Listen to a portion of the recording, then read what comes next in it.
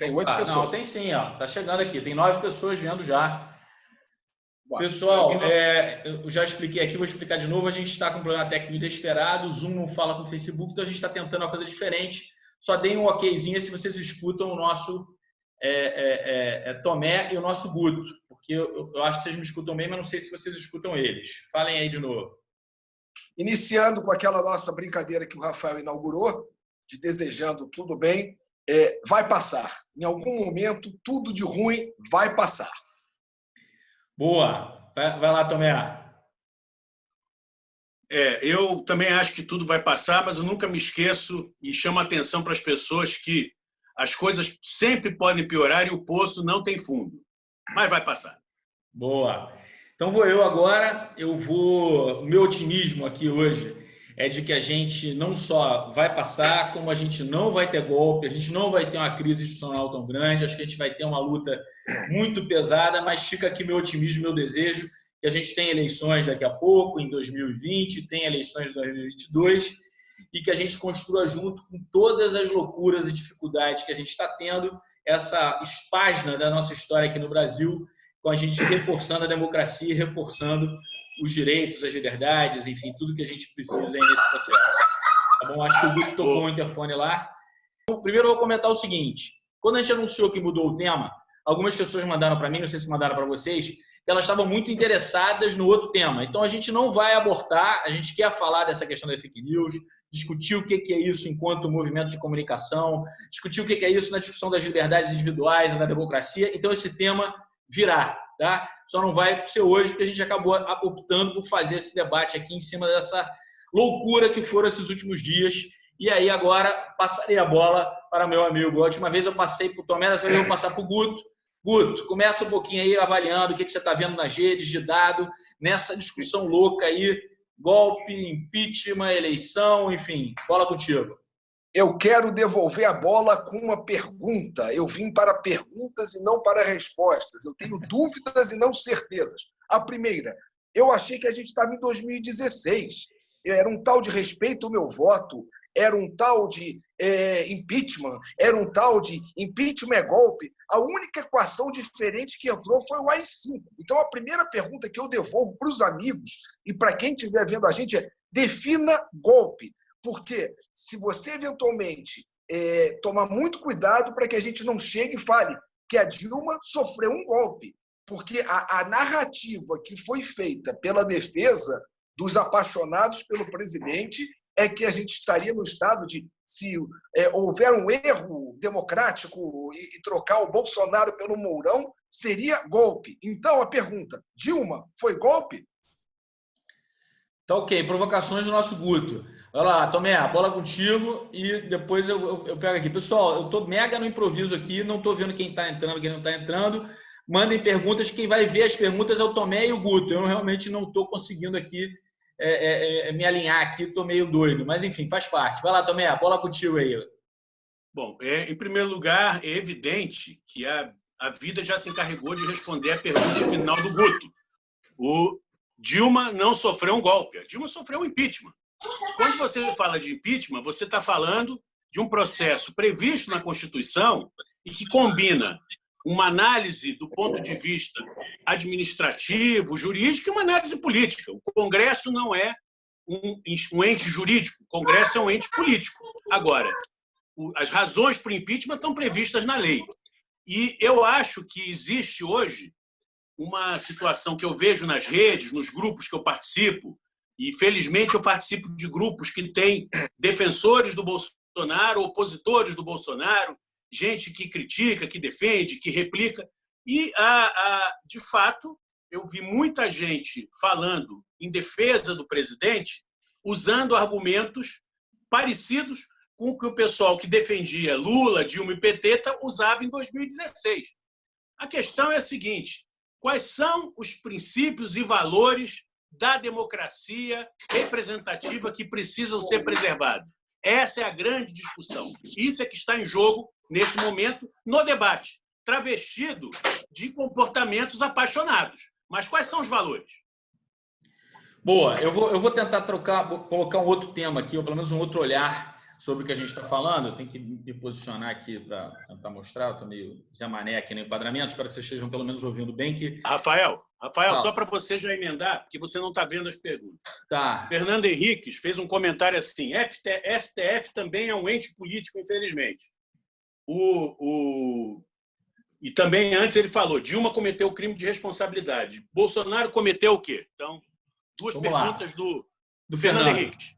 Vamos lá, o Fernando é um grande amigo, uma figura querida aí, a gente vem se aproximando aí na rede e traz questões importantes que estão colocadas onde o STF, sem dúvida, hoje é um ente político, na minha opinião, pelo menos, já há muito tempo que o STF não é só um ente jurídico. E se é que isso é possível, né? Se é que é possível um STF que seja estritamente jurídico, tá? Então, a gente pode falar disso, mas eu quero trazer um outro tema que é o seguinte. A gente tem hoje no Brasil, talvez, uma singularidade sobre o enfrentamento da crise do coronavírus. Claro que o mundo inteiro a política faz parte, né? No mundo inteiro a questão política também está discutida por trás das narrativas, das decisões do Estado em relação ao que fazer em relação ao coronavírus. Só que no Brasil, a gente, porque já vinha num país absolutamente dividido do ponto de vista ideológico, do ponto de vista político, o coronavírus entrou como um vetor que gerou um exacerbar de novo dessa discussão. E muitas vezes, aí faço um parênteses, a gente está perdendo energia e tempo para discutir questões absolutamente decisivas em relação à crise do coronavírus, porque a gente está botando como pano principal da nossa discussão Bolsonaro, fora Bolsonaro, impeachment, não impeachment e tal. E aí estou vendo uma coisa muito triste e que me preocupa muito, que são as associações muito loucas. Por exemplo, se você é a favor das pessoas irem trabalhar, você é bolsominion e você, portanto, é a favor do golpe.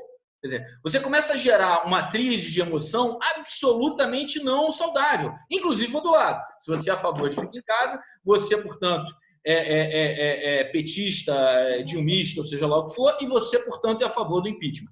Isso é de um horror para a gente, porque a gente está perdendo a capacidade de discutir os problemas como eles devem ser discutidos. Quer dizer, se eu quero que as pessoas possam voltar a trabalhar e quero discutir isso, pensando como é que é, qual é a regra, não qual é a regra, usar máscara, não usar máscara, eu não posso mais. Porque no que eu falei essa frase, eu já sou fora Maia e eu quero que o Bolsonaro dê um golpe e acabe com a democracia brasileira. Então, isso me preocupa muito. E aí, no continuar aqui, a gente vai discutir um pouco como é que isso está acontecendo, mas me preocupa que o Brasil está vivendo essa discussão mais do que a discussão que, no meu ponto de vista, é a mais dramática, que é o que faremos pós-coronavírus. O Guto, inclusive, fez um vídeo esses dias provocando sobre a questão de como é que vai ser a economia pós-coronavírus e como é que é a questão do Paulo Guedes. Não vamos entrar aqui no tema. Mas, por exemplo, esse tema hoje fica quase em segundo lugar, porque a gente só está discutindo aqui se é golpe, se é impeachment, quem é golpista, se é Dilma. E não que isso não seja a pauta, é a nossa pauta hoje, mas fica aqui essa preocupação da gente perder um pouco a qualidade dos debates quando a gente vincula. É voto vinculado, né? Aquela coisa antigamente, né? Do voto de chapa. Você é a favor do Bolsonaro, você é a favor de ir trabalhar, você é a favor do golpe. Ou qualquer coisa parecida do outro lado. E a cloriquina, a hidroxicloroquina que entrou num algoritmo que foi uma coisa maluca. Assim, as pessoas atacando o remédio ou defendendo o remédio totalmente, Rafael e Orlando. O que me assusta é que essa é a nossa discussão no meio de um processo político, não num processo eleitoral, onde estamos todos quase que algoritmados, quase que funcionando como robôs, repetindo exatamente aquilo que você falou. É binarismo. Se você não está conseguindo ter um meio tom para se debater. A gente começou a ir para paixão e eu nunca vi assunto que envolva paixão nesse sentido, no momento que a gente precisa de razão, dá certo. A minha visão é, a gente está perdendo o rumo porque a gente está perdendo o foco. Agora, se o culpado é o Bolsonaro que controla a pauta, não. É a sociedade e é todo mundo que está participando disso. Não dá para culpar um ente como se fosse o ente malvado, não. A sociedade está querendo muito mais entrar nesse tipo de debate, que concordo com você, Rafael, anda muito menos do que a gente pensar um mundo pós-Covid, um Brasil pós-Covid, um Brasil durante o Covid. Assim, não é ficar contando mortos, é o que a gente pode fazer para minimizar esse número de mortos. O que me parece é que virou um placar, um lado querendo que tenha 20 mil mortos, o outro lado querendo que, eu não sei, parece uma loucura que parece que tem gente que quer contar um número de corpos para atribuir como se fosse, olha, o Bolsonaro malvado, feio, não sei o quê. E o outro que quer dizer, a cloriquina vai salvar, eu vou jogar cloriquina em tudo e vai estar resolvido. Ou seja, o papo está com muito pouco juízo e muita paixão. Não termina bem esse tipo de assunto levado na base só do coração. Deixa eu entrar nesse debate, mas resgatando aqui algumas observações do Carlos Maurício, o Carlos Maurício que está assistindo o debate. Obrigado, Carlos Maurício, pelo comentário. Ele diz o seguinte, que esses grupos que vão defender AI-5, intervenção militar, estão nas ruas desde as manifestações de 2013 e que não tem peso político relevante. E o Fernando Henriques diz que a imprensa está desviando o debate da questão central para isso. E a Mariana Arnaud, que deve ser minha parente de algum momento, porque ela é cordeiro, ela está dizendo o seguinte, que ela, concordando com você, Rafael, ela diz o seguinte, fui taxada de bolsomínio, pois falei que era uma equação difícil de se resolver saúde e economia. Então, a questão é a seguinte, essa polarização, ela vem desde 2013 na sociedade brasileira. Ela não começou na eleição de 2018, ela vem desde 2013. E se você pegar os fenômenos antes de 2013, nos Estados Unidos, na África, mesmo na Europa, então há uma crise de representatividade da democracia representativa, desculpe o pleonasmo. A democracia representativa, como nós conhecemos, ela está em xeque já há algum tempo. Por quê? Eu volto a falar daquele livro que tem sido meu guia nas últimas semanas, que é Os Engenheiros do Caos, em que ele define uma questão muito bem em relação a quem vendeu durante muito tempo e assumiu o poder nos diversos países ocidentais. Aí, antes se falava o seguinte, torne o seu sonho possível. Então, era um sonho, uma utopia, uma vontade de mudança. Isso estava presente, por exemplo, eu estou com 62 anos, outro dia eu cometi uma injustiça com o Rafael, falei que ele tinha mais de 50, me deram porrada aqui na rede, então o Rafael tem mais de 40. Então, porra, chamar de velho de novo? Não, você é duas velho. Vezes você não de velho? Para ser velho, é diferente. Não, brincadeiras à parte. O movimento da Constituinte, que sucedeu a campanha das diretas já em 84, a Constituição de 88 no Brasil, ela foi montada à luz do chamado Estado de Bem-Estar Social. Só que em 1988 foi um ano antes da queda do Muro de Berlim. O Estado de Bem-Estar Social já estava indo embora, já estava acabando na Europa, já estava em crise. O socialismo real já estava em crise. Então, nós estamos, de certa maneira, pagando o preço no mundo de ter vendido uma ideia para as pessoas, e as pessoas estão vendo o quê? Concentração de riqueza, desigualdade aumentando, não é no Brasil, não, de modo geral no mundo ocidental. E há uma revolta, e a revolta acaba sendo, no caso do Brasil, ela tem um caldo de cultura que a gente não pode desprezar. A nossa história política, desde o descobrimento, não é uma história de consolidação democrática. Esse é o maior período de democracia que nós estamos vivendo desde 1985. Então, e vou terminar com essa frase, sempre tem um certo saudosismo do autoritário, do Estado que resolva para você, de alguém que vai lá e resolva. Que nem o cara, quando chega numa associação, ele não quer falar com o diretor, ele quer falar com o presidente. Então, é o presidente que tem que mandar, o presidente que tem que resolver, e a sociedade tem esse sentimento latente. A democracia é apoiada formalmente, mas, lá no fundo, as pessoas reproduzem o comportamento autoritário e acaba acontecendo isso também nas redes. Bom, pessoal, é o seguinte, vou só me filmar aqui, ó. A gente teve hoje um probleminha técnico, está chegando agora. Não sei porque o Zoom, que sempre funciona bem com o Facebook, não fez. Eu improvisei aqui meio em cima da hora, através do meu celular. Estou filmando a tela com meus amigos Tomé e Guto, mas eu não estou vendo o Facebook direito, então, eventualmente, desculpa se eu não está podendo resolver. O Tomé e o Guto estão fazendo essa tabelinha, mas só para deixar clara aí a confusão. Então, agora eu vou falar o seguinte, as análises aí dos dois tocam em outros pontos, e eu vou voltar a um tema aqui complicado, que é o seguinte, aí eu vou falar um pouquinho de mim. Quando eu tento analisar como é que o Bolsonaro se comunica, em geral, eu sou taxado imediatamente de bolsominion. A pessoa nem vê, né, o comentário, não lê, não entende, não vê o vídeo, porque se afinal de contas eu disse que o Bolsonaro está indo bem na comunicação dele, eu já sou, né, golpista, fascista, etc, etc, etc e tal. Mas, enfim, não adianta, eu estou fazendo aqui análise, a gente trabalha com isso, nosso papel aqui, de certa forma, é dar o olhar do que a gente está vendo, E aí vou colocar outra coisa para vocês aqui, para a gente pensar, que é o quanto o Bolsonaro dominou de novo as redes ou ele errou quando ele foi lá no carro. Quando ele subiu no carro de som lá no negócio do AI-5. Ah, você está defendendo o AI-5. Não, não é nada disso, cara, pelo amor de Deus. É um debate sobre se aquilo foi um ato de estratégia, proposital, calculado, absolutamente pensado, ou se aquilo, de repente, foi um ato relativamente biruta. A gente sabe que o nosso Bolsonaro não é a figura mais estável, emocionalmente falando, e como é que isso gerou. Mas, no entanto, sendo um ato volitivo, sendo um ato planejado, aconteceu um pouco que eu, em alguns amigos aqui, comentei. Sempre que o Bolsonaro faz uma histriônica ação, quando ele pegou a mão das pessoas no outro lado do outro dia 15, quando ele faz um pronunciamento muito louco, ele gera, num primeiro momento, uma reação muito grande contra ele nas redes. E aí, evidentemente, os grandes veículos de rede, de mídia, hoje são quase todos anti-bolsonaristas. A Globo vem pesada, a Folha vem pesada, enfim, com tons, né, diferentes. A gente vê que a mídia vem muito pesada em cima dele. Isso gera um primeiro momento de muita emoção, tanto das pessoas que são realmente anti-bolsonaristas, quanto das pessoas que, de alguma forma, querem uma postura mais litúrgica de um presidente da República. Mas logo em seguida eu vejo que a rede dele começa a reagir muito rápido e rapidamente ele volta a dominar pela lógica do domínio da pauta. Ah, você está defendendo o que ele fez? Não, senhoras e senhores. Eu estou só de novo achando que o Bolsonaro, mais uma vez, retoma a pauta para ele, mesmo tendo feito algo que pode ser criticado de todas as formas. Quando ele hoje volta de manhã lá no Palácio e faz aquele discurso absolutamente inteligente de afirmar a democracia, afirmar o respeito aos poderes, ele já quebra, ele faz o balão de ensaio de deixar o tema do golpe aparecer e imediatamente diz que não e se coloca de novo como alguém que domina a pauta. O que vocês acham aí dessa minha análise? Faz sentido, não faz? Vamos lá. Agora, enfim, quem foi? Vai.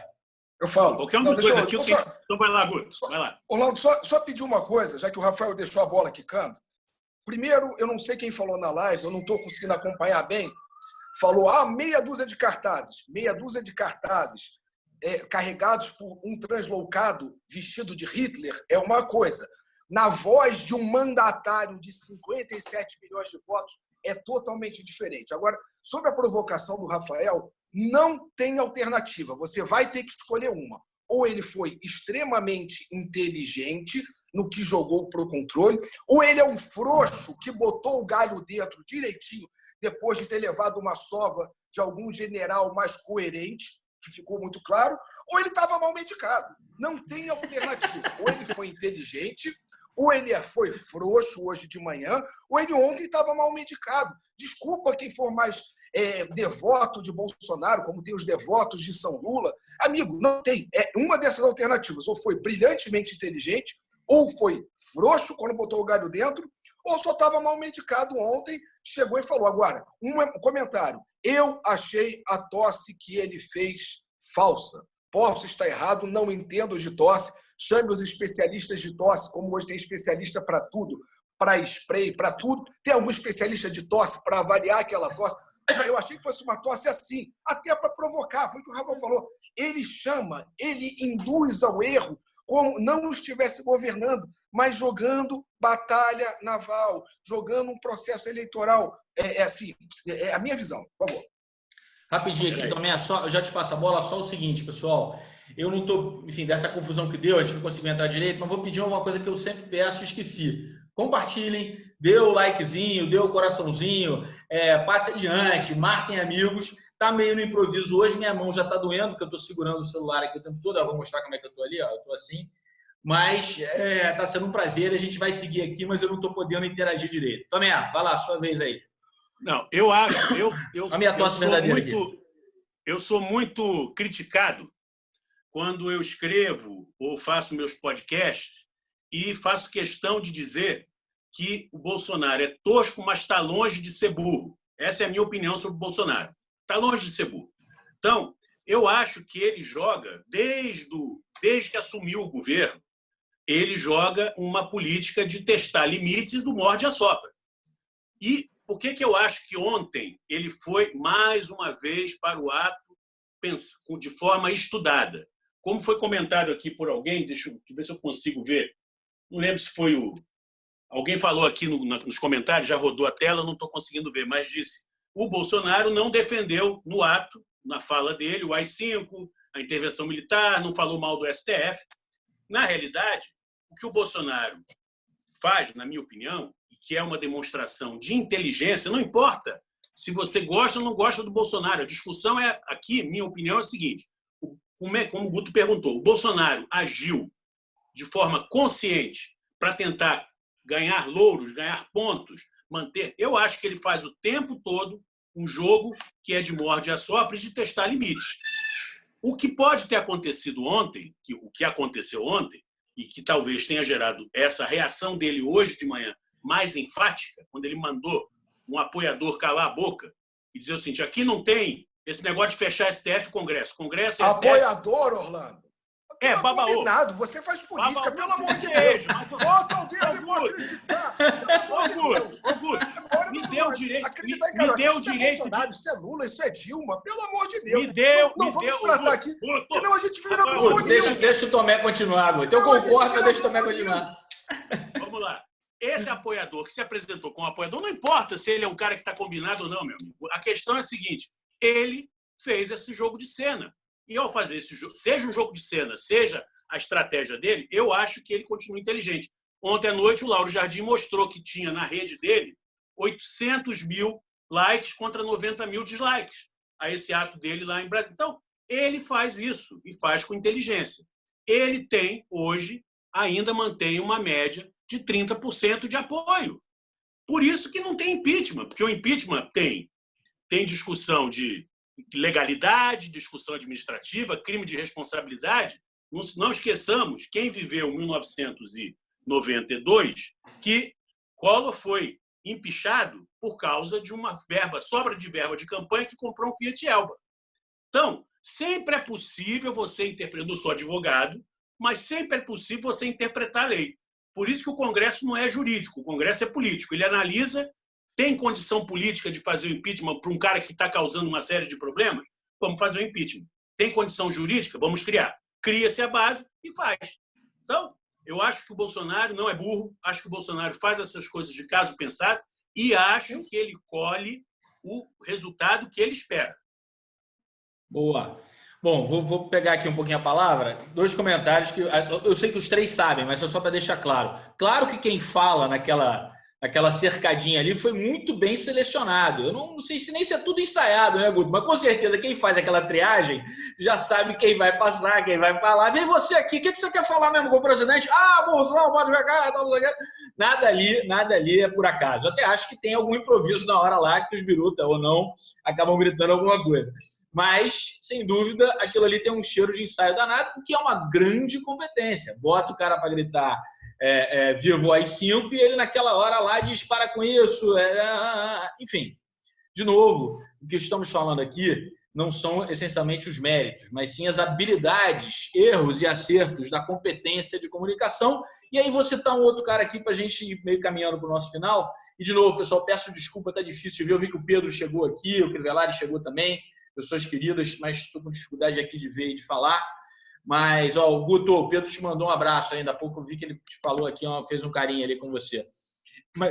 Mas enfim, de novo, compartilhem, mandem para os amigos. Vamos tentar fazer essa nossa live de segunda aí virar uma brincadeira nossa, sempre com mais participação. Mas vou falar de outro cara que é um pouquinho fera em comunicação, um tal de Roberto Jefferson. Já ouviram falar nesse cara? Já conheceram esse maluco, o tal de Roberto Jefferson? Enfim, o Roberto Jefferson é uma... Nasceu no mesmo dia que eu. É mesmo? Olha aí. Então esse mapa astral dos dois mesmo ano, deve ser um problema, hein? Não no mesmo ano.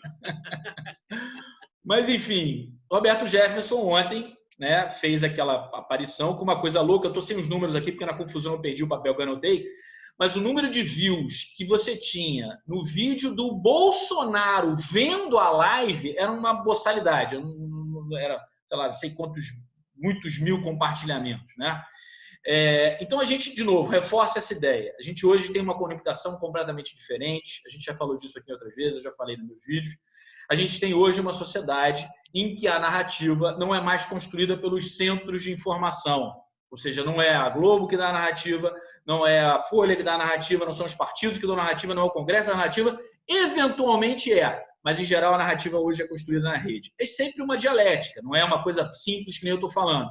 Mas a gente vê hoje que quando o presidente bota lá uma transmissão ao vivo dele sentado de costa vendo outro vez, isso dá provavelmente milhões de views já, não sei o número que dava, mas era uma coisa astronômica, a gente começa a reparar que a gente tem realmente uma nova forma de fazer política no mundo, inclusive no Brasil com muita força, que hoje, eu já falei outras vezes, o melhor player dessa história é o Bolsonaro. Eu não tenho certeza se todos concordam, mas para mim ele é disparado o melhor comunicador político digital do país. Não. Isso não é uma defesa dele, eu não sou bolsominion, é só a gente ter coragem de constatação. Olhar.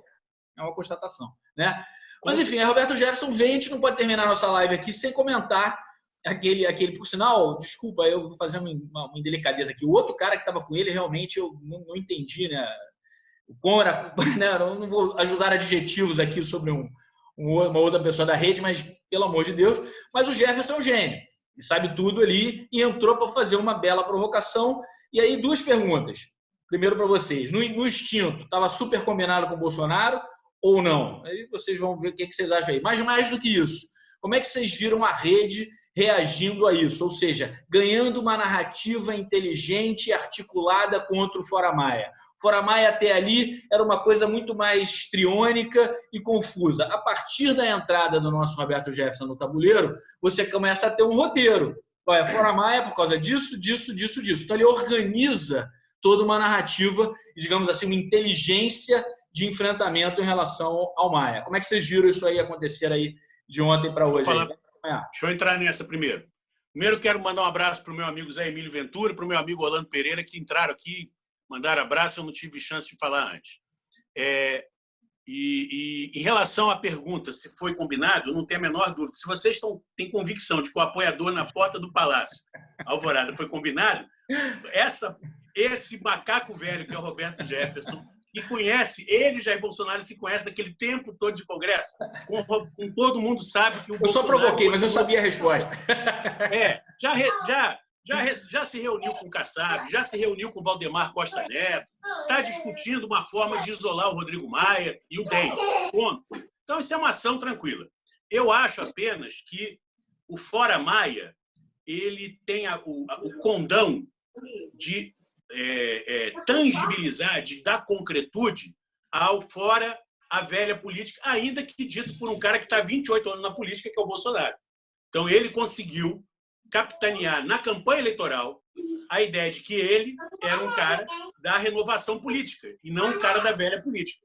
E coloca esse carimbo no Rodrigo Maia. Ele não coloca ainda no Davi Alcolumbre, mas coloca no DEM.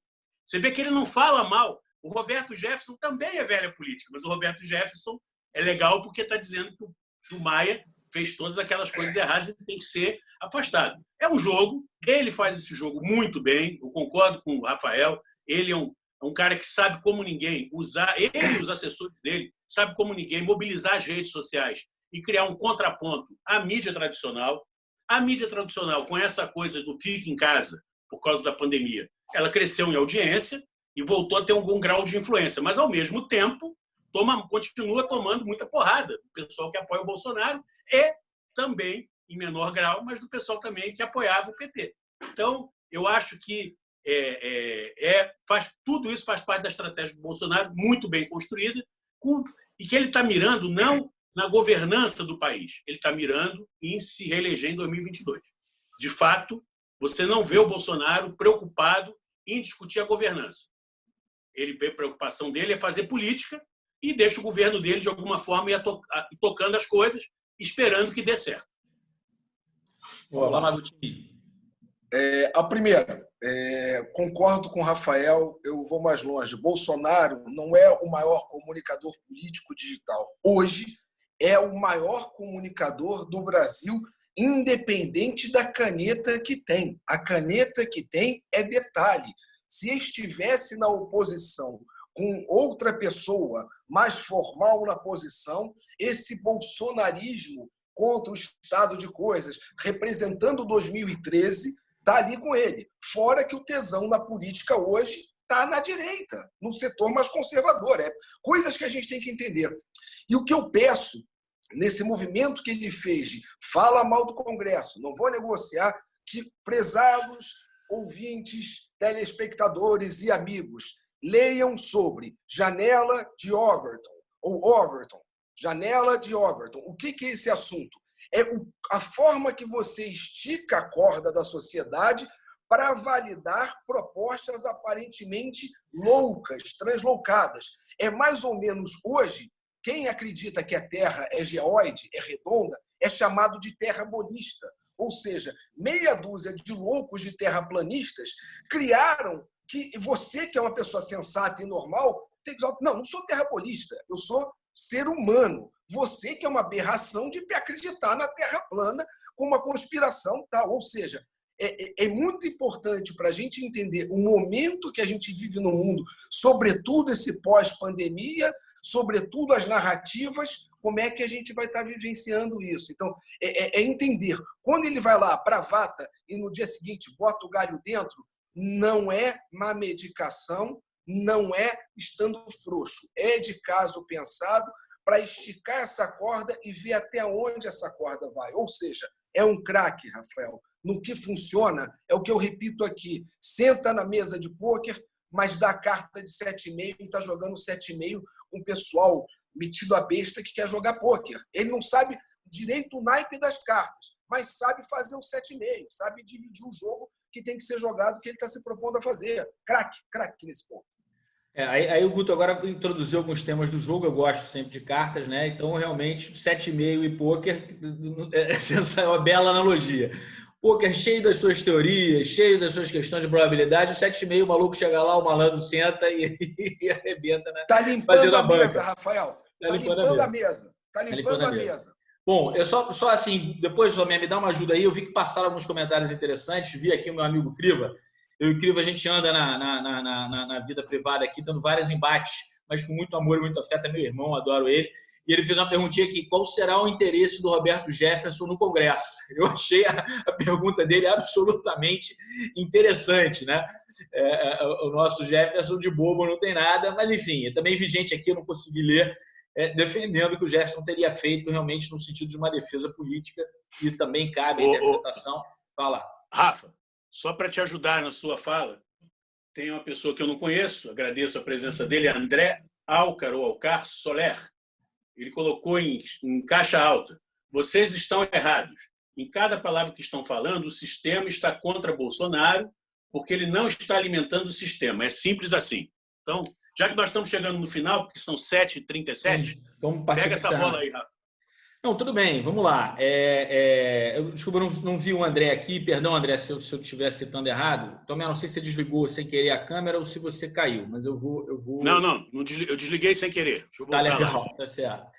Hoje os temas técnicos estão esquisitos.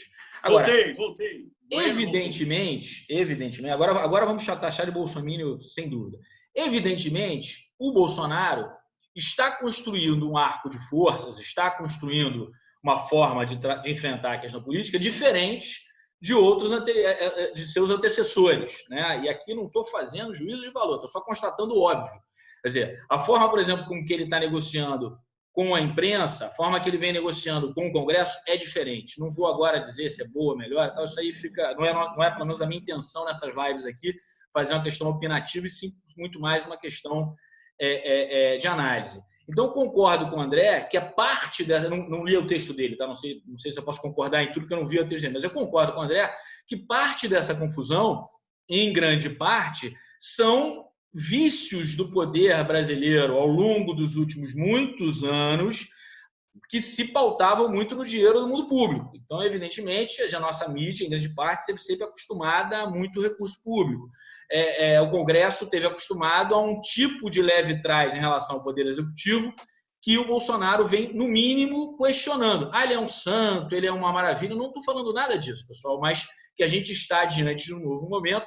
Isso parece óbvio, pelo menos para mim, vou ouvir os meus dois amigos aqui, e isso gera uma série de discussões. Então, o que eu vejo é o Bolsonaro, como percebe e acredita que as redes dão a ele uma força muito maior, né, de trabalho nessa conjuntura política, e acho que ele está certo nisso. Quer dizer, a política agora se dá nas redes, a política não se dá mais fora das redes, e como nas redes ele deita e rola, ele está, com certeza, podendo fazer política de forma diferente, e isso gera uma série de confusões, uma série de atritos. Então, já fiz aqui minha última fala, passo para vocês e depois a gente fecha hoje, até porque meu pulso aqui, meu pulso está doendo bastante, porque eu estou aqui fazendo vias de cameraman e segurando essa história aqui. Mas, enfim, é isso. André, obrigado aí, obrigado a todo mundo. Depois eu fecho aqui, mas um prazer ter vocês aqui. Hoje deu esse probleminha técnico, mas a gente vai continuar aí fazendo esse papo na segunda-feira. E a próxima, a princípio, a gente vai falar da fake news que a gente não falou hoje, ou até de economia. Quem quiser opinar aqui, inclusive, deixar um comentário, se a gente na próxima volta na fake news ou vai para a questão econômica que o Guto falou, pode ser um debate aí também para vocês ajudarem a gente a tomar a decisão. Então, vamos lá. Quem encerra primeiro? Quem faz a última? Eu. Para deixar o Guto, porque o Guto vai falar mais do que eu. Eu vou falar muito rapidamente. Eu acho que eu não concordo com essa avaliação do André. Deus, como é que eu... André, porque eu acho que ela faz parte de uma dessas pessoas que veem tudo como teoria da conspiração, entendeu? Eu não sou dessa. Pode me chamar de ingênuo, de bobo, de inocente. Eu não acho isso. Eu acho que você tem interesses em jogo, evidentemente, mas a mídia hoje, o que ela busca? Ela busca espaço, é um negócio. A mídia nunca deixou de ser um negócio. A mídia não é um panfleto de um partido ou de uma família. A mídia é um negócio, é business, ora bolas. Então, os caras procuram o público. Quando o pessoal fala que notícia ruim é que vende, é verdade.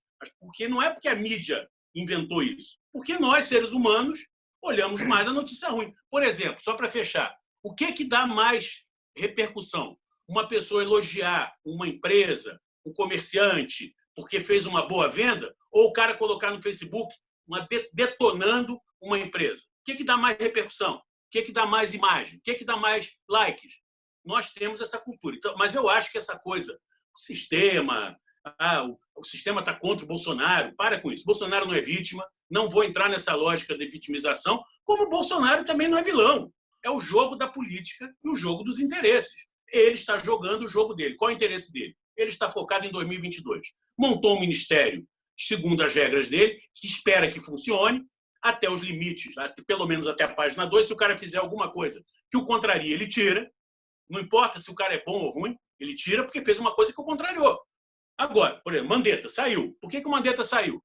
Foi porque estava com a orientação errada? Pela divergência do isolamento? Não. O novo ministro que entrou não mudou nada. Vai continuar. A única diferença é que ele não tem mais coletiva. Não fica mais aparecendo. Jurou lealdade ao Bolsonaro. É o que importa. Então, eu acho que não concordo com essa tese. Eu acho que a mídia, o grande adversário da mídia tradicional não é o Bolsonaro. O grande adversário da mídia tradicional é que ela está sendo obrigada a se reinventar por causa das redes sociais. Porque ela perdeu venda, ela perdeu negócio e ela está aprendendo a fazer isso. Não nos iludamos. Boa noite, gente. Muito obrigado. Valeu, Tomé. Está aprendendo, vamos lá, está aprendendo, inclusive usando o Bolsonaro, que é o rei para caça-clique. Se você colocar alguma coisa do Bolsonaro favorável a ele, vai ter aquela migração enorme de quem gosta. Se você vai falar contrário, você tem, ou seja, a própria mídia que ele jogava contra, hoje, nesses momentos que ela teve uma volta à sua subida, Bolsonaro continua no controle da pauta, mas continua também servindo de personagem para essa mídia, que hoje, Rafael, a gente não tem noticiário. Quando falam, olha a Globo tramando uma dramaturgia, uma narrativa para derrubar o Bolsonaro. Gente, a Globo atualmente não consegue nem tramar uma dramaturgia favorável de uma novela boa. Vocês acham que eles vão conseguir fazer alguma coisa com o Bolsonaro? Ou seja, essa vitimização, concordo com o Orlando, a gente tem que sair disso para entender. Senão a gente começa a transformar o Bolsonaro ou em vilão ou em mocinho. Duas coisas que ele não é. A figura, para mim, é um homem limpando a mesa, jogando 7,5, uma mesa que estava todo mundo de terno e gravata jogando pôquer. Ele chegou com a camisa e com a havaiana, está jogando o 7,5 dele ali básico. É o jogo e, conforme o Orlando disse, ele não pensa em governar. Ele pensa no que sabe fazer. O que ele sabe fazer?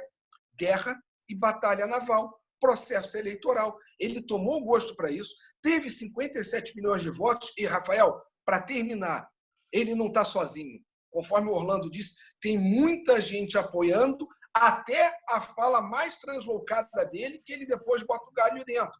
mas o que teve de gente, ao contrário do que a gente tentou minimizar aqui, de pedido de AI-5, é que eu não estou com o número exato, mas depois entrego para os amigos, teve uma quantidade enorme, enorme de perfis que não são robôs, a gente checa falando e citando AI-5.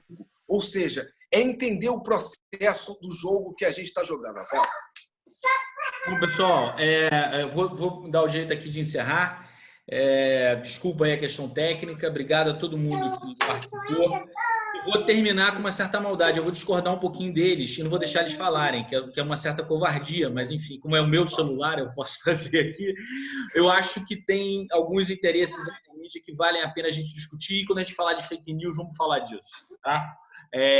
A minha leitura é que é acima da política. A gente concorda nisso. Há uma intenção da mídia tradicional de perder, como vem perdendo espaço, como vem se enfraquecendo, está precisando se reinventar. Mas acho que ela também está fazendo política, mas isso a gente não vou deixar vocês falarem, porque a gente já estourou o tempo, e a gente fala disso depois.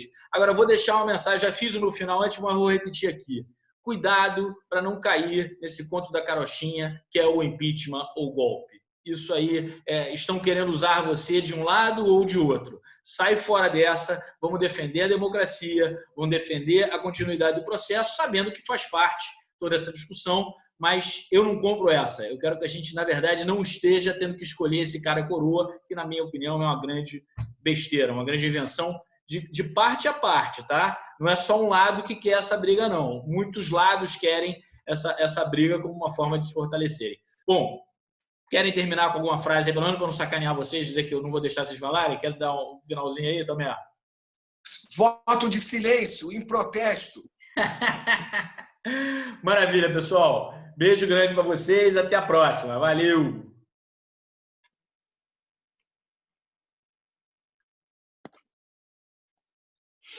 Pessoal, acho que foi. Acho que fechou ali. Não sei, você ainda tá transmitindo. Ainda estamos falando ali? Não, é o delay. É o delay. Caraca, minha mão tá